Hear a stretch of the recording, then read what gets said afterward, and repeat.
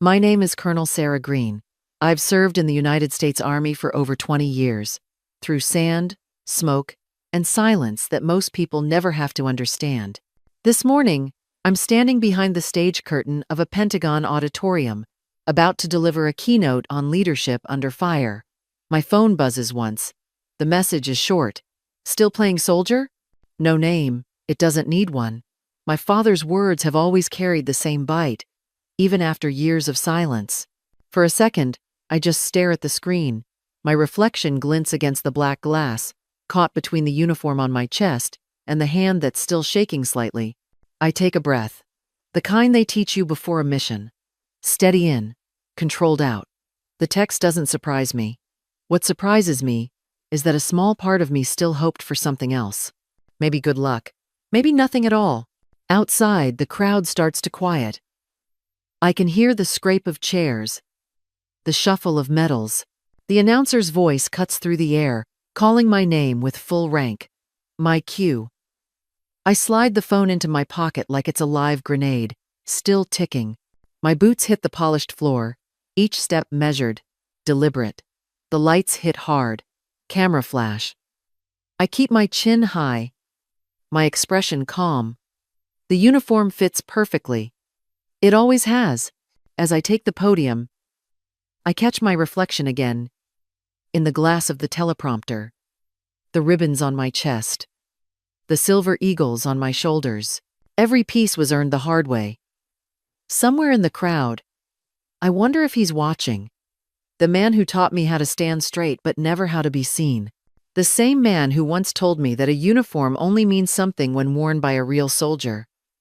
I look up at the sea of faces before me and think, quietly, he was right about one thing. It does mean something, just not in the way he ever understood. I grew up in a house where silence spoke louder than affection. After my mother died, it was just me and my father, Colonel Roy Green. He didn't say much, and when he did, it was usually a command. Our home looked like a barracks. Everything had a place. Forks lined up like rifles, shoes at a 45-degree angle, no exceptions. Meals were at 1800 sharp, and eye contact was a form of respect, not intimacy. My room had white walls, a twin bed, and a wooden dresser with no decorations. The only personal thing I kept was a dog tag from a toy soldier my mom had given me before she passed. I kept it hidden under my pillow, like a secret no inspection would ever find. My father treated me like a cadet, not a daughter. I learned to salute before I learned to ride a bike. He once made me run laps around the backyard for leaving the screen door open. He never hit me. He didn't need to. The weight of his disappointment landed just fine without raising a hand. It was in the way he said my name, clipped and neutral, like I was just another soldier failing to meet expectations. When I brought home a spelling bee trophy in 5th grade, he glanced at it, then said, "Spelling won't win wars." I laughed, hoping he was joking. He wasn't. The only softness I remember came from my mother. Before she got sick. She used to read to me at night. Always poetry. Emily Dickinson was her favorite. She called me her spark and told me to never dim. After she passed, the house dimmed. My father shut the door to her old study and never opened it again. I used to sneak in sometimes, sit in her chair, trace her handwriting in the margins of books. It was the only place that still felt like her. By high school, I had learned how to avoid setting him off. Keep my grades perfect, keep my mouth shut, keep my emotions quiet. When I mentioned West Point at dinner once, he put down his fork and said, "You want to play dress-up with real soldiers?" He laughed. Not kindly. Not like a dad proud of a daughter's ambition. Just that sharp, short laugh he used when he thought something was ridiculous. I didn't cry. I cleared the table. I used to think that if I just proved myself enough, he'd see me. Really see me. Not as the daughter who survived while her mother didn't. Not as the girl in the wrong uniform, but as someone worthy of standing beside him. On my 17th birthday, I left a letter on his desk. Inside was my application to West Point. He never said a word. But the next morning, my acceptance letter was missing from the table. Later, I found it on his bookshelf, filed under miscellaneous. Looking back, I don't think he hated me. I think he just didn't know what to do with a girl who looked like his wife but wanted to fight like a soldier. His grief turned into rules, and those rules became the only language we shared. I memorized them like scripture. Always stand straight. Never cry in public. Finish what you start. I thought if I followed them well enough, I'd eventually earn more than just silence. But the truth is, some people don't speak love in words. They speak it in withheld judgment, in expectations so high they forget you're still climbing. And I climbed, year after year, not because he asked me to, but because I didn't know how else to reach him. West Point didn't welcome me with open arms. It tested me from day one. And that was exactly what I needed. The cold air, the barked orders, the endless hours in boots that didn't quite fit yet. I didn't flinch. I was one of only 12 women in my class. Every mistake felt louder. Every success had to be flawless just to be seen. I studied harder than I ever had. I learned to disassemble an M4 faster than most of the guys. And when they doubted me, I let them. I wasn't there to be liked. I was there to last. During my first ruck march, my shoulders bled through the fabric. I didn't fall behind. I didn't ask for help. When I called home after completing basic training, my father didn't answer. Not that I expected him to. He never visited. Not for awards. Not for my commissioning ceremony. I sent him a photo once, me in full dress uniform, standing at attention. No response. I started to wonder if maybe he threw them away. But a part of me still hoped he kept them, even if just to glare at. My first deployment was in Iraq. I was 24 and leading a logistics unit that didn't want me. They called me the poster girl. Thought I was a token, until the day a convoy broke down under fire, and I kept my team calm, coordinated an evac, and got everyone out alive.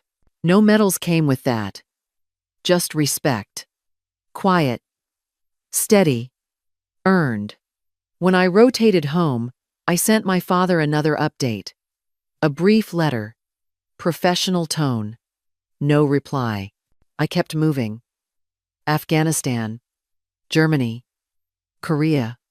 I climbed slowly, rank by rank.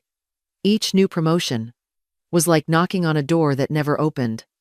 I stopped calling, stopped writing, but I never stopped hoping. There was a mission in Kandahar that I still dream about. A helicopter crash. We pulled 3 men from the wreckage. I was bruised, cut, and bleeding from my scalp. The medic said I should have passed out. I didn't. I stayed awake through the whole thing. At the hospital, someone called me a ghost. Said I didn't blink, said I was stone. But I wasn't. I was just tired of asking for permission to belong. When I pinned on Major, my CO handed me the insignia and said, "You don't blink under fire. That's rare." I nodded. Said thanks. Then went back to work. My father never knew. Or maybe he did. The thing about silence is, it starts to sound like peace after a while, but it's not. It's just quiet pain you learn how to carry. So I kept building the kind of career no one could ignore, especially not him. The ambush hit just past dusk outside Mosul. I wasn't on a routine patrol. I was a colonel, in the field to conduct a final inspection of a new forward operating base. My convoy was considered low threat. The intel was wrong. The first IED took out the lead Humvee. My lead Humvee. The one carrying my personal security detail. Chaos erupted in seconds. Gunfire from rooftops. Dust choking the air. Radios crackling with screams. I was in the second vehicle. My team was frozen, looking to me, their colonel, for orders. But I didn't see a colonel. I just saw one of my men pinned behind the flipped trailer, his leg mangled, blood pouring fast. Instinct took over. "Viper team, covering fire west flank, now!" I barked. I didn't wait for a reply. I grabbed my rifle and sprinted into the open. Shrapnel tore through my side as I dove. I barely registered it. I dropped to my stomach, crawled through debris, and reached him under fire. I cinched a tourniquet on what was left of his leg, radioed for evac, and dragged him 30 yards with one hand while the other returned fire. We made it behind cover just as the medevac chopper swept in. I shoved him onto the lift, refused the stretcher they offered me, stood there bleeding, uniform soaked red, until the dust settled. My hands wouldn't stop shaking. They stitched me up in silence.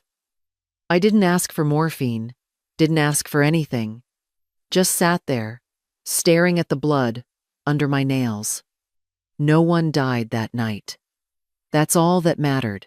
The base commander later called me into his office, told me I'd be nominated for the Bronze Star with Valor, said I showed exceptional leadership under hostile engagement. I nodded, said thank you, walked out, got back to work. When the medal arrived weeks later, I sent my father a photo. Me in fatigues, holding it by the edge like it might burn me. 2 weeks passed. No reply. Not even a line. I called once, against my better judgment. It rang 4 times, then voicemail. I didn't leave a message. What could I say that the medal didn't already? Months later, I heard from one of his old Army friends at a veterans fundraiser. He said, "Your father told us about the Mosul op, said you were lucky to get out." I smiled tight, swallowed hard. That word lucky hit deeper than any bullet. I wasn't looking for applause. I didn't need him to say he was proud. But hearing that he'd reduced it to chance, not choice, not grit, not training, just luck that cut deeper than the shrapnel had, that scar never healed right. The email came late on a Thursday. Subject line: Keynote invitation. DOD. Leadership Summit. I stared at it for a long time before opening it, half expecting it to vanish. Inside was a formal invitation to deliver the opening address at a national-level event. Theme: Modern Command Ethics. Audience: high-ranking officials, policymakers, and a few hundred cadets. My name was listed first. I read it 3 times, then printed it out and set it on my desk. The weight of it felt strange. I'd earned bigger titles, led more dangerous missions. But this felt personal. It wasn't just a speech. It was a chance to say everything I had spent years proving, not just to the room, to him, my father, the man who taught me discipline and silence, but never how to be seen. That night, I wrote him a letter, simple, direct. "I'll be speaking at the Department of Defense Summit next month. Your daughter. Main stage. Topic: leadership." I included the date and location. No RSVP required. I mailed it the next morning, certified. Watched the clerk stamp it, like that made it more real. Then I waited. Days passed. Then weeks. No reply. I wasn't surprised. But that didn't mean it didn't sting. Even silence, when expected, can still echo, especially when it comes from the person you spent your whole life trying to impress. The weeks leading up to the summit were a blur. Meetings, draft after draft, rehearsals in the mirror when no one was around. I knew the words, I knew the stakes, but I didn't know if I wanted him to come, or just acknowledge it. The night before the event, I sat in my hotel room ironing my uniform. The fabric was stiff with memory. My silver eagles caught the light. My name, stitched above the pocket, looked unfamiliar, like I had become someone I hadn't realized. I placed the speech on the nightstand and lay down, eyes open to the dark. My phone buzzed once. I rolled over, checked it. Nothing. Just a software update. I laughed, sharp and humorless, then stared at the ceiling until sleep finally came. Morning arrived too fast. The suit, the badge, the drive to the Pentagon. Each moment felt like stepping onto a ledge. When I walked into the hall, hundreds of chairs faced the stage. I scanned the crowd, but didn't see him. I stopped looking after that. Whatever came next, I would carry alone, as I always had. But this time, not out of fear, out of choice. And that made all the difference.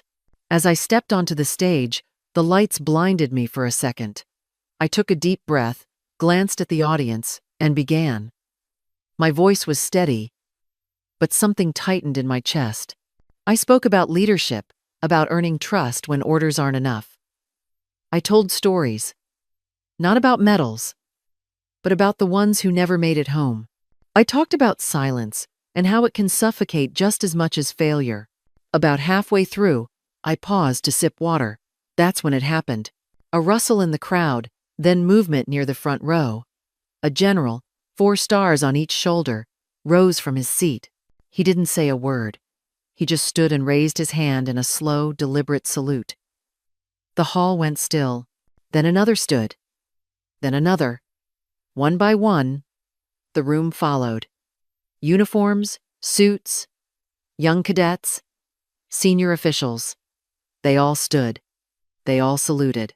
It was silent, not stiff with protocol, but filled with something deeper, respect. Not for my title, but for the journey I had taken to stand here.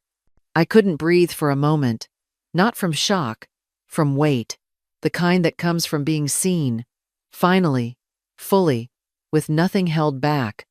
I finished the speech. The applause came, loud and long, but it felt far away. My eyes scanned the room. Hundreds of faces, all facing me. But not his. He wasn't there. I'd known he wouldn't be. Still, I looked, just in case. Later, backstage, a young officer handed me a note. No signature, no message. Just a grainy photo. A wide shot of the audience taken from above. Near the exit, in the shadows, a familiar silhouette. Arms crossed. Rigid posture. Watching. Not standing. Not saluting.